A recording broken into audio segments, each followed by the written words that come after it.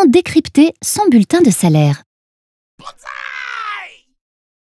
Généralement, quand on reçoit son bulletin de salaire, on vérifie rapidement le salaire qui va nous être versé et on s'intéresse moins aux autres informations qu'il donne, car elles peuvent nous paraître obscures.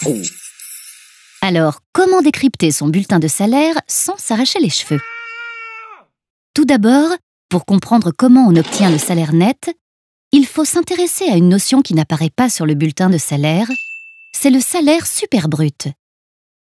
Le salaire super brut correspond à ce que l'employeur débourse réellement chaque mois pour rémunérer le travail du salarié. Il faut également s'intéresser au salaire brut, qui est la base de la rémunération fixée dans le contrat de travail.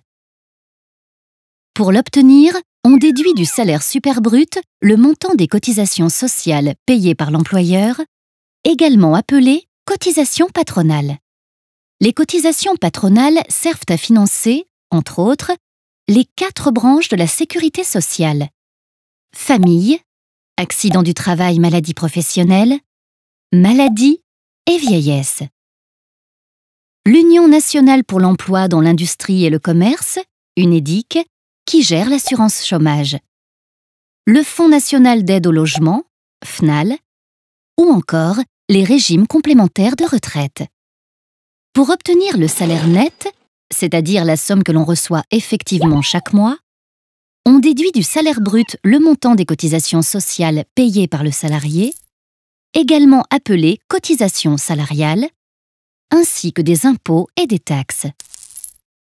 Les cotisations salariales servent à financer, entre autres, 2 branches de la sécurité sociale, maladie et vieillesse, l'UNEDIC ou encore les régimes complémentaires de retraite. Les cotisations salariales sont généralement moins élevées que les cotisations patronales. Quant aux impôts et taxes, il s'agit de la CSG, Contribution sociale généralisée, et de la CRDS, Contribution au remboursement de la dette sociale, qui contribuent au financement de la protection sociale.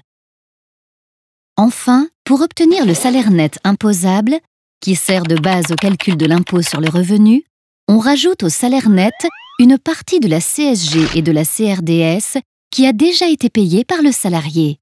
En effet, une partie de la CSG et de la CRDS est soumise à l'impôt sur le revenu. On parle de CSG et de CRDS non déductibles. C'est pourquoi le salaire net imposable est plus élevé que le salaire net. Vous voilà désormais prêt à décrypter votre bulletin de salaire.